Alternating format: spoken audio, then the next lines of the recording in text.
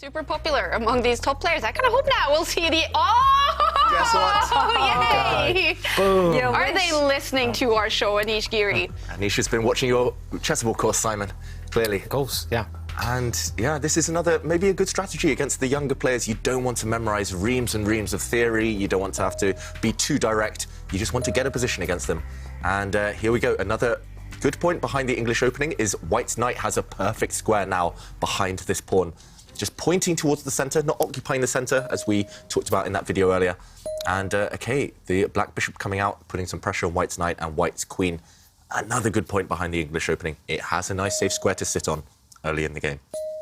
And the players moving very fast now. We see a traded bishop for knight, maybe a small gain for White there, but Black does have a very strong formation in the centre.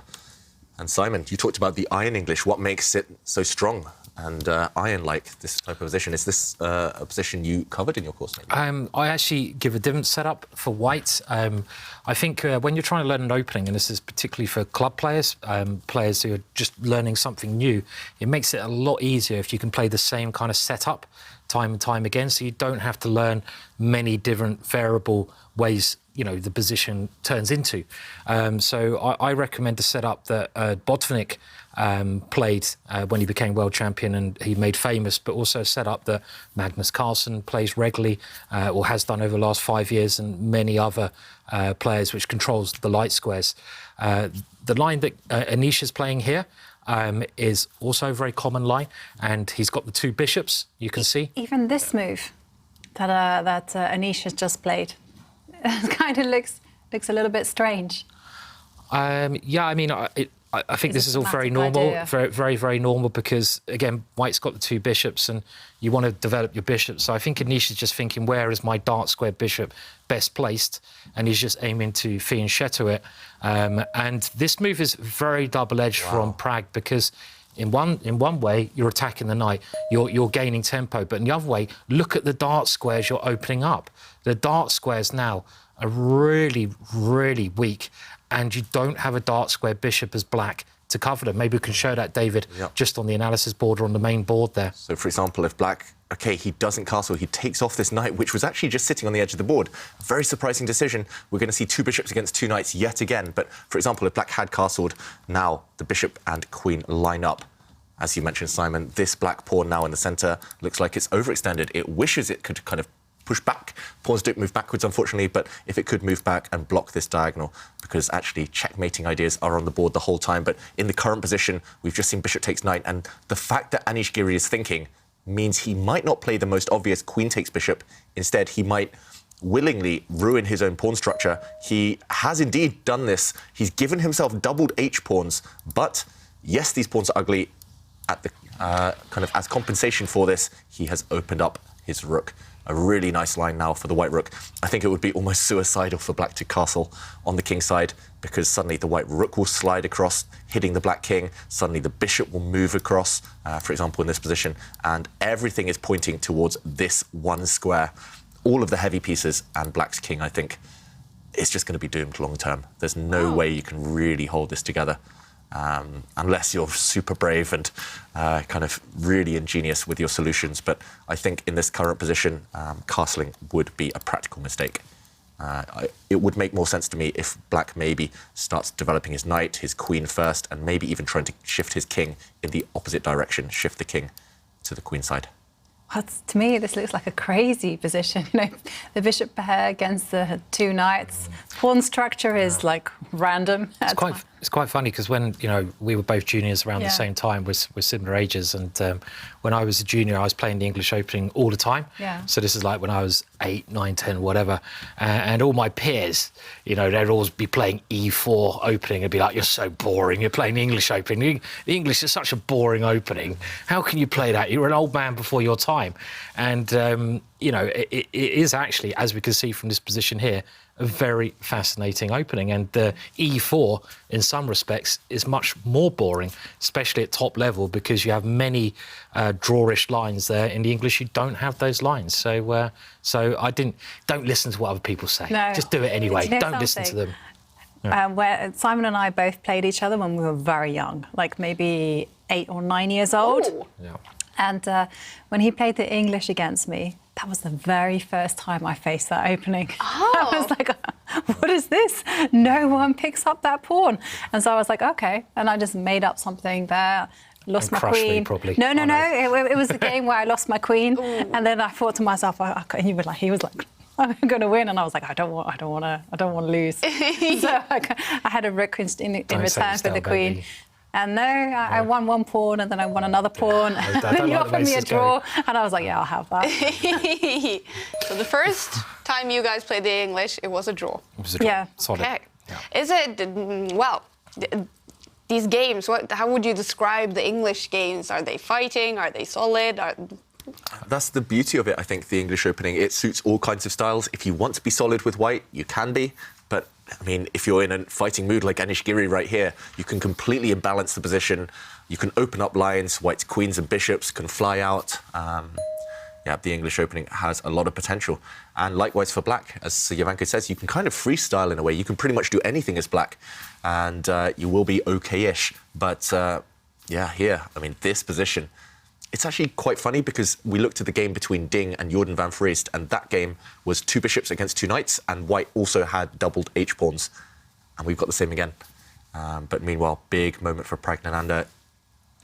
Again, don't castle towards the king side. It's also interesting to see the evaluation bar. I know it's not maybe a very strong evaluation bar, but it does seem to favour Pragg's position, which I find a little bit surprising. I just love this dark square bishop.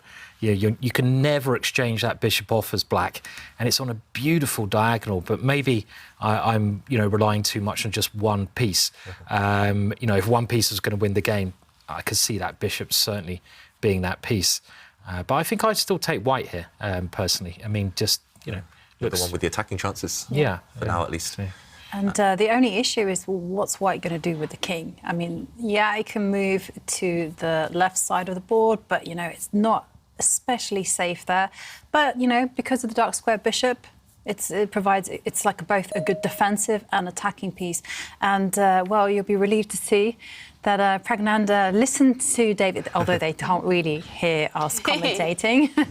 But there was some kind of subliminal messaging going on, and he listened and he understood. There's no way Do you ever have that? Talking about subliminal messages, sometimes when I'm playing, I think you can actually, now this might sound a bit weird, but when you're sitting there for 7 hours, you can kind of get into your opponent's mind and then get into yours. Yeah. And sometimes, even if they play a really odd move, you kind of expect that move, and it's weird.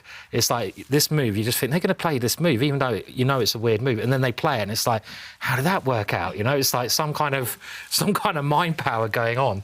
I don't know. Was that just me being a bit weird? No, I Psychic, maybe. Well, I don't know. Maybe psychically weird, yeah. But I don't know. Do you ever have that? No, I have that quite often. I mean, one of the things that I get with, especially we're asking for our quiz of the day about opening struggles, is that I've analysed this position, I've thought about everything, and then when I get to the board, I'm like, what happens if they play this move? Yeah. And sure and then enough, they play it. Yeah, they're homing in on your thoughts, and they're exactly. they can Out of somehow. all the 10 moves that you've weird. analysed, they've kind of honed in on that one that you're like, Does that happen to you, David? Or all the time. All the time. There you go. So it's not just me. Good.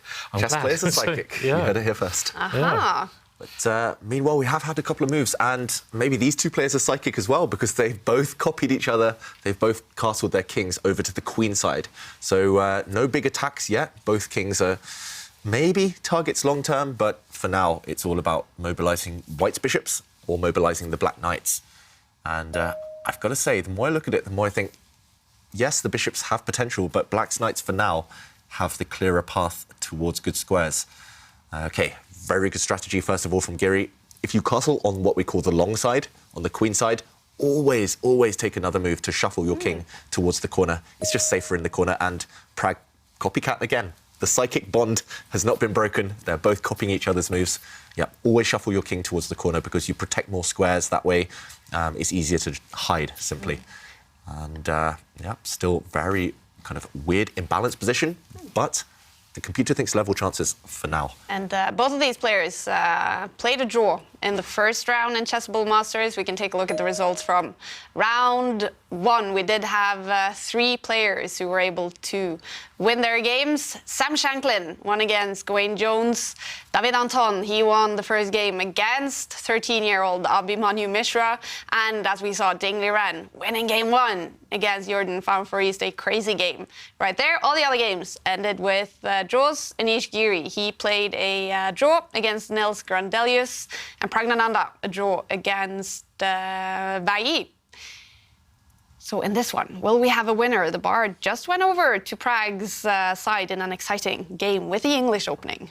Yeah, I mean, I like White's last move, shuffling the king right into the corner, but the evaluation bar hates it, so it's one of those positions, it's just so imbalanced, right? I would be surprised if we do see a draw in this one somehow.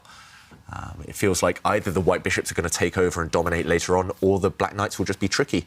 And like we saw in the Ding game, maybe the knights will somehow create a mating net later, once things kind of clarify. But I think it's going to open up at some point. I mean, at the moment it's a little bit cagey, but at some point they're going to have to open the position. Well, I say open the position would only be good for white, really, because of the 2 bishops. I mean, you could, if I was white here, I'd be trying to get the light square bishop on the other diagonal and try to open it up. Maybe we can show that very quickly on the board.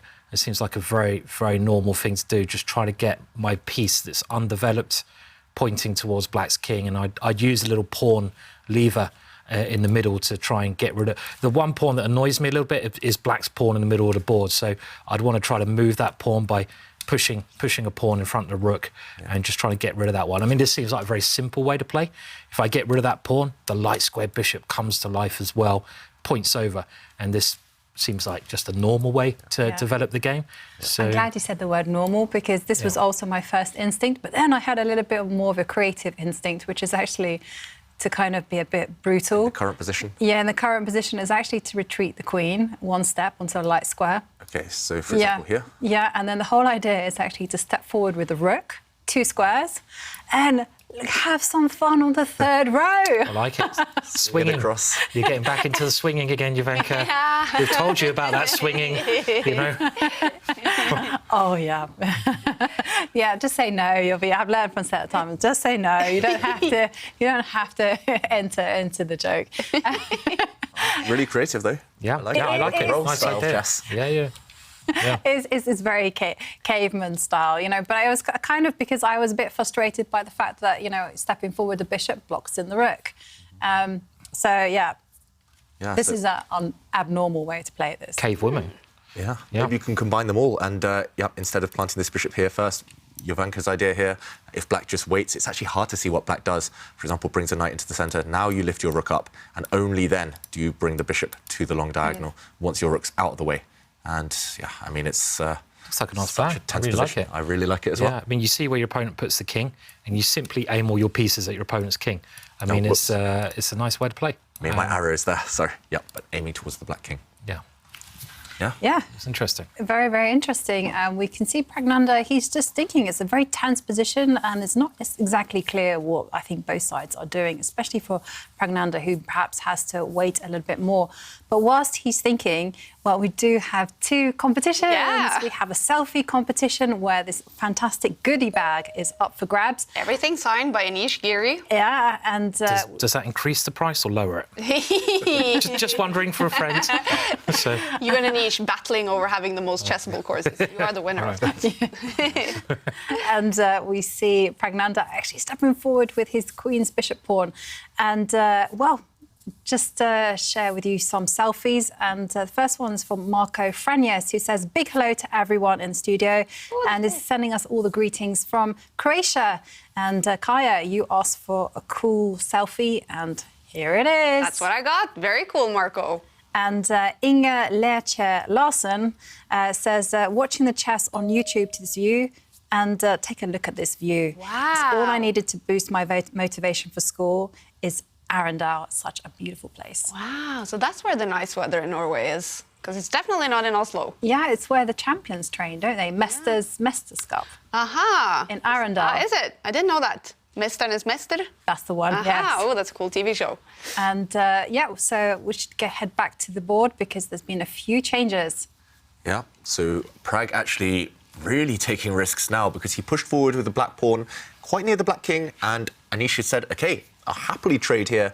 And we talked about the rooks pointing towards kings. White's rook now on this left side of the board, on the d-file, can slide across opposite black's king. And we might see a bit of a mirror image here in the position. Anish just following a typical plan, but a consistent plan. For example, OK, white has just taken a pawn here. If black recaptures with his pawn, I think maybe he should take with his knight just to activate. But suddenly we see the white rook slide across opposite the black king. OK, he does take with his knight. And here we would have seen a scenario where maybe, for example, OK, just to show, we could see the white bishops both pointing on the long diagonals and the white rooks both kind of supporting behind. And I think white has too much central control there. So instead, black does get active. This must have been Pragg's idea. Normally, when you're facing the bishop pair, the two bishops, you should try and speed things up, accelerate the play before the bishops take control. And maybe his idea is to jump to the side of the board here, attacking white's queen and attacking white's bishop. So, OK, does Anish have to stop this threat, maybe, of the knight coming and attacking the queen? And he does stop it by bringing his queen to the side of the board, but out of the way of his bishop. Now, his bishop, Simon's said that this bishop is going to win the game for white, so maybe this bishop on this long diagonal now is going to create some nuisance. And watch out for this idea later, the white rook swinging across to the black king.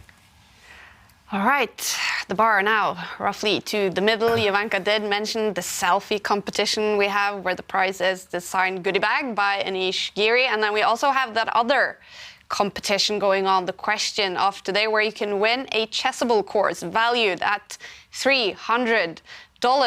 And the question is, what you struggle with the most in the opening. That's what we want to know. That's what we want to know, and it's a fantastic prize up for grabs. A course on the Queen's Gambit Declined by Alex Kolovitz. And so we do have a move from Pragnanda. He's retreated his knight, getting ready to centralise it, or maybe even to move it to the left side of the board, just to protect the king. Because after all, knight is the king's best friend, as we've learnt from David.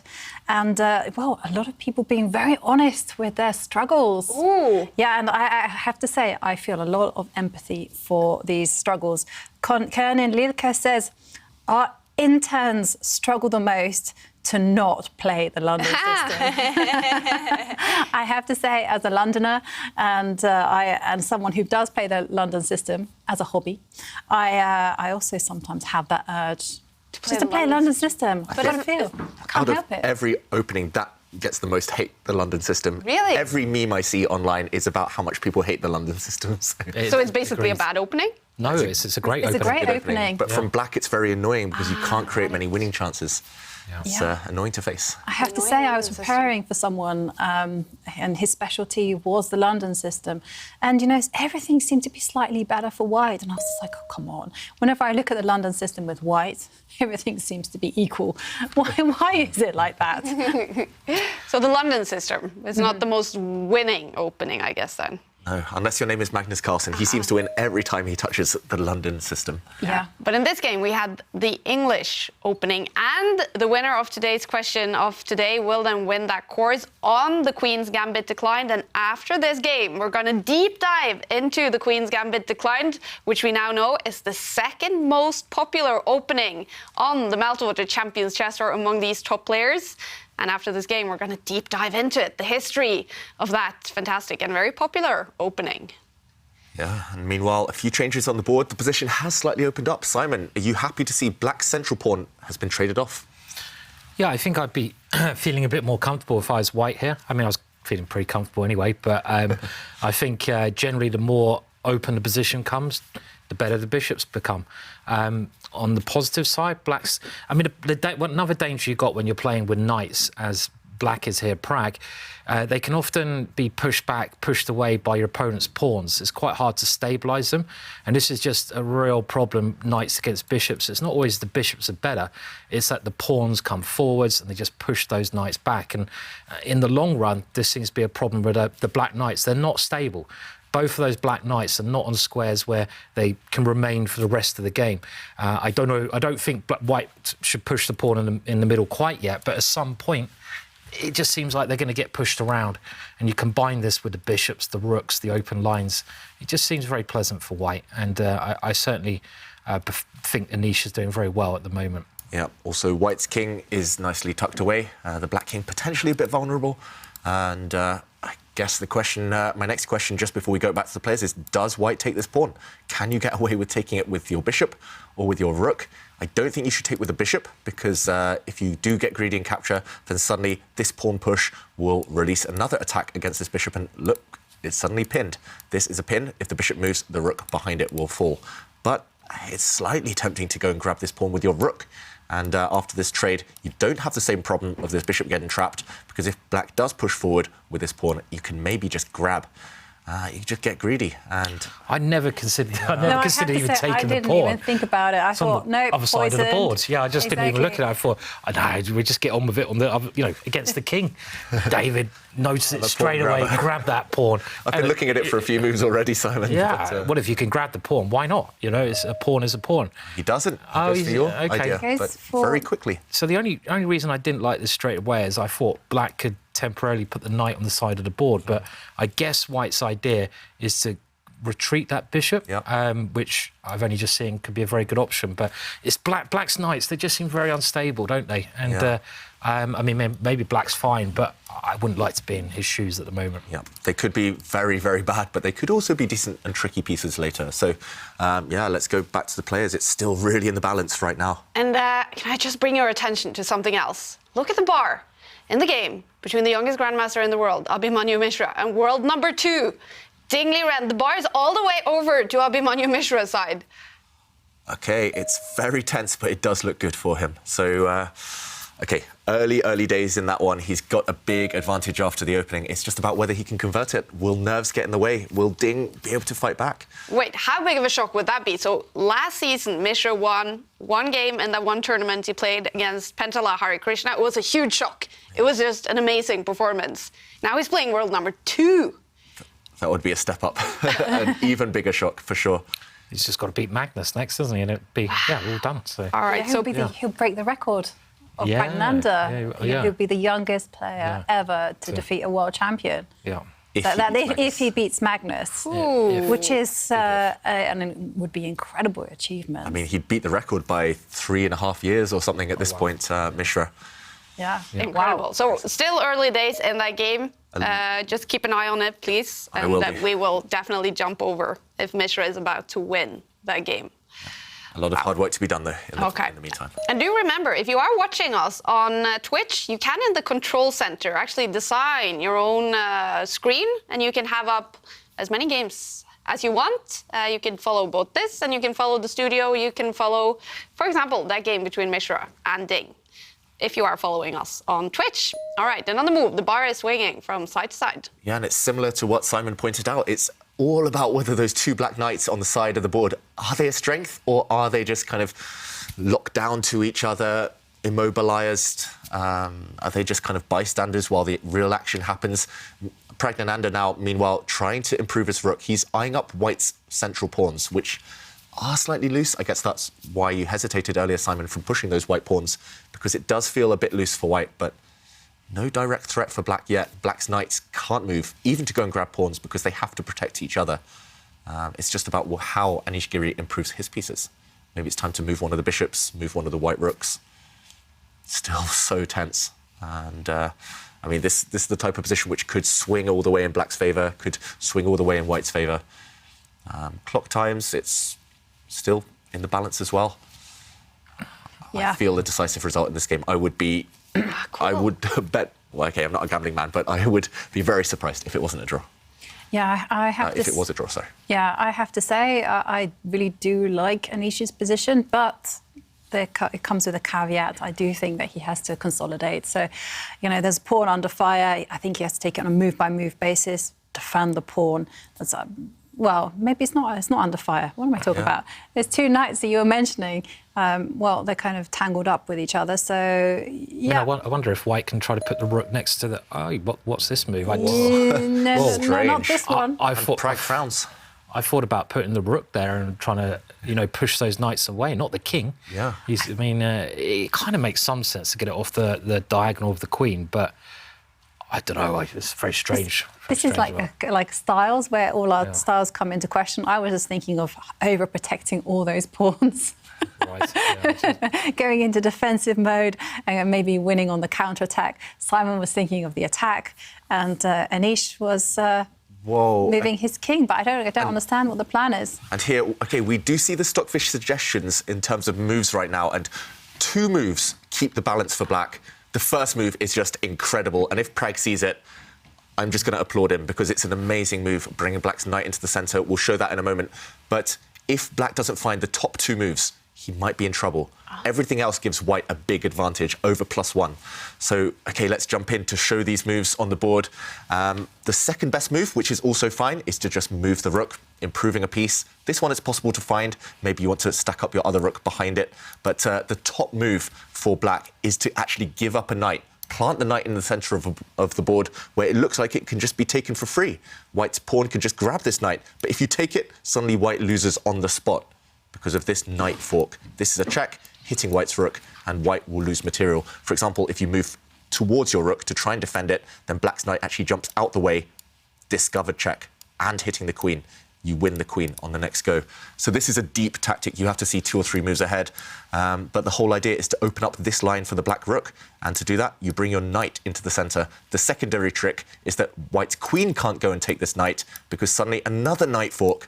This is why we say knights are so tricky. This is what we call a royal fork, hitting the king, hitting the queen, and hitting the rook. That's just greedy. And actually here, suddenly the momentum might well change if black finds this move, jumping into the centre. Will he find it, David? I think so. I absolutely think so. You think he's going to do it? Okay. Yeah, because, you know, it's a forward move. You know, backward moves or the knight moves are really difficult to spot. Here, it's about going forward. You're naturally looking towards those checks. Oh, he doesn't find it. And, yeah, well... It's difficult. Yeah. It was difficult. It was tricky. But, I mean, this move is probably just as good, according to Stockfish, just bringing the rook up. Trying to get the other rook in, you're bringing all your pieces to good squares and playing some moves. I'm trying to just wonder what Anish's idea with his king over was, because, as you said, you want to improve your position. How does moving the king there actually improve it, I'm wondering? I don't know, to be honest. He wanted to get it out of the eye line of the black queen, but he's now within range of the black knights. The black knights are just 1 move away from checking. So, OK, despite the evaluation bar going up in white's favour slightly there, I don't trust it. White's position feels so shaky, and OK, both players, they're getting lower on the clock. This is the type of position which could just fall apart suddenly for white in 1 move if he's not careful. As we showed there, this idea as well is still in the position of the black knight jumping into the centre. Maybe it's even more powerful now. For example, if you do get time to jump into the centre, you still have this idea with a check, and you also have some checks with the black rook. So really scary now for Anish Giri. He needs to improve his pieces. These guys need to join the battle. I would have thought Anish should maybe just over-defend, as Jovanka said now, with the rook. Just swing the rook to behind the pawn. Defend this one. And try to get your last piece out, the bishop. Maybe get the other rook in the game. And just trying to coordinate all my pieces. Very important to do so. Get that coordination with your bits and bobs. And at some point, I'd love to attack that black knight on the side of the board. I mean, that could be black's weakness. You know, that Achilles heel, black's knight.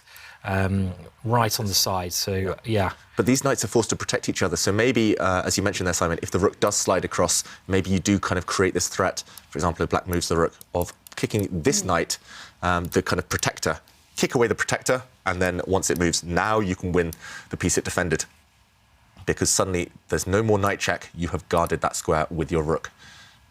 So maybe a bit of a threat there. Maybe that's why black missed his opportunity to jump in. But we'll see. Anish, if he doesn't play this move, I think there's going to be tricks against the white king. Let's go back to the players. It's getting really, really complex now. Really rich position, though. This is kind of an advert for the English opening. If you just want to enjoy your chess and not memorise loads of moves. OK, he brings his bishop forward. Maybe a similar idea, trying to coordinate if he brings the rook over next move. I mean, it makes some sense to develop, I feel. It is. I was worried about this black knight jumping into the centre again, but it doesn't work this time. I think it doesn't work because white's rooks protect each other. White can just start grabbing pieces. So maybe Pragg has missed a small opportunity, and you're right, Simon. If the black rook comes across, everything's at least defended now for white.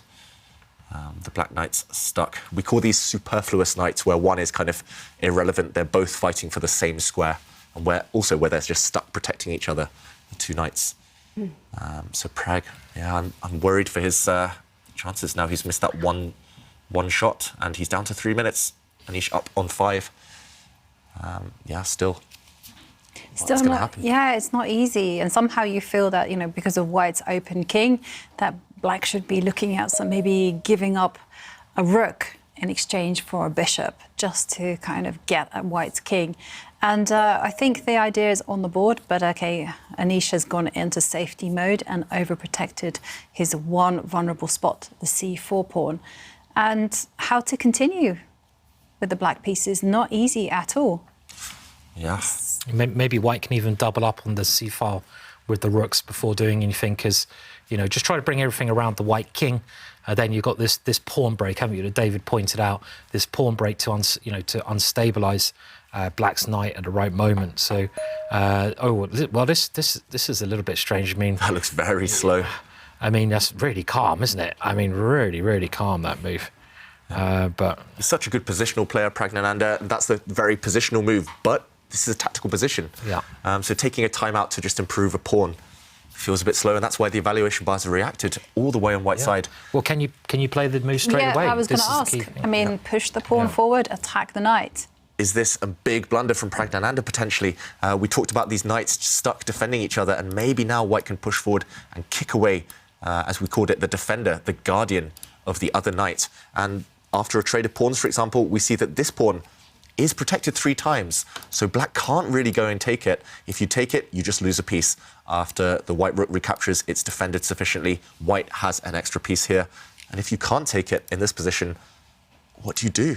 Is the idea to jump into the centre with the knight again? But now, for example, queen takes knight. This is the same tactic, remember, hitting the king, hitting the queen that we saw earlier. But after the rook recaptures this knight now, we see a position where wherever White puts this bishop, for example, we see 2 bishops against just 1 rook.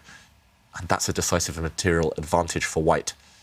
So we could well see Anish Giri in charge, in control of this game, if he plays this move. And it's not difficult, is it? No, No. Everything he's played before has been building up to this moment, moving that king off the long diagonal. Well, he obviously had this pawn move planned.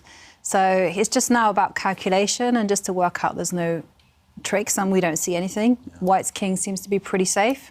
Yep, the king is super safe. Yeah, I mean, you've got to take your chance at some point, haven't you, when you're playing chess, even if you... That's the thing with the English opening. Again, I mentioned that a lot of people would say when I was younger, well, he's played this move, which I did mention was also very tempting, but it's a real safety first move, isn't it? You've got to take your opportunities while they're there. Maybe it's very strong, same idea. Not really sure what Black can do. But, I mean, the thing about playing the English opening is you start the game quite calmly, but it doesn't mean it's boring. You're keeping all the pieces on, and something will come to life at some point in nearly any game of chess, really. You don't have to always force the fireworks. They will always happen at some point. Yeah. No, I was just smiling and laughing a little bit, but not because of what Simon was saying. It's because this is exactly what I say about the Caro-Kann. It doesn't have to start off with fireworks.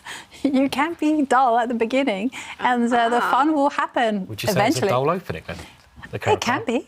Yeah, OK, yeah. I'll be honest. I'm really it using can your be. words and twisting them today, aren't I? Sorry about that. So, It's fine, horrible. Simon. Yeah, no, I don't mean it. I mean, the Caro-Kann's very exciting opening. It can be. There's a lot of opening snobs out there who judge other openings like the London system, the Caro-Kann. There are. I like that. I It's can really imagine. Nice. Opening snobs. That's a really good term. There's a lot of opening snobs out there. They think that their opening is the best and nothing else exists. But computers have shown, Chessable have shown, every opening's playable if you know them well enough. You need to work on them. You need to know your kind of ins and outs, all the little details. But 100% agree. And I think opening snobs, you can't play that opening. It's rubbish. My opening's better because I've played it all my life. And, I've played it since when I was a young man in the war, and I've been playing this opening. And how dare you come along? My blooming London system is fantastic. But there are opening snobs. So I many. like it. Yeah, there are. You're totally right, though. You've got to have an open mind, haven't you? At the top level, they're all Got it. very open-minded. That's why you see Magnus. He plays so many openings which are considered dodgy, and some of them are dodgy, but he's open-minded, and that's the only way you learn about chess. And obviously, because it's the psychological thing as well, right? Surprising in the opening can be a good idea. Yeah. But do the computers, and maybe now especially with AI being a big part of chess openings, do they have favorite openings?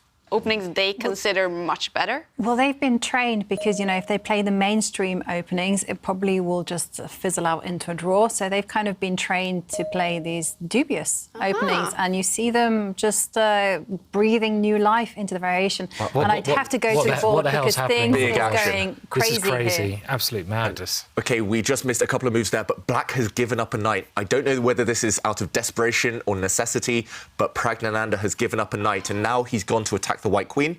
And Stockfish here, the computer, we can see the 3 top moves.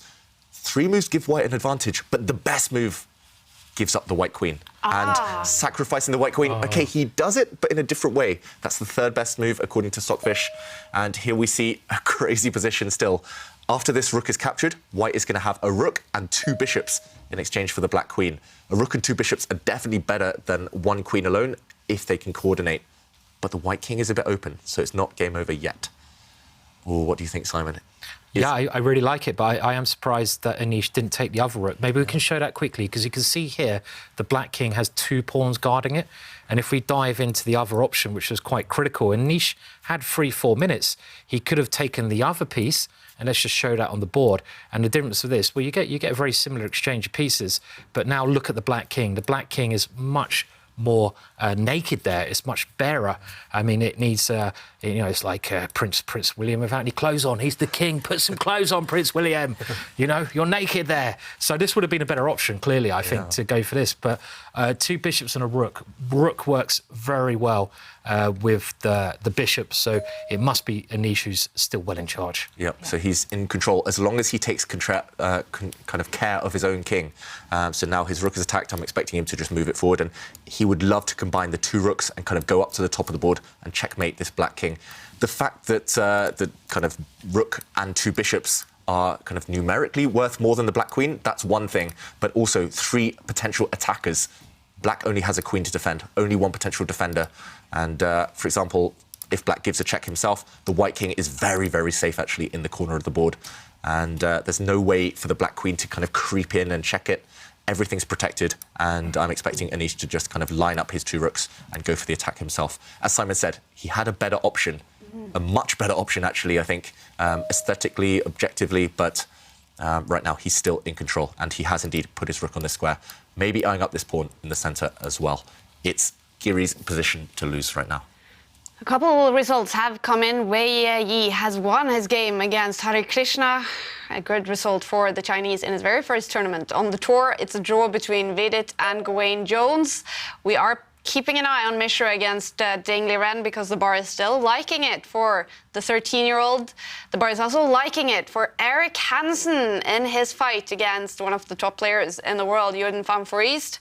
With the black pieces, that can be an incredible result for the Canadian. But in this one, Anish Giri with a lot more time on the clock as well. Do you think he's going to win this? I would be very surprised if he doesn't, to be honest.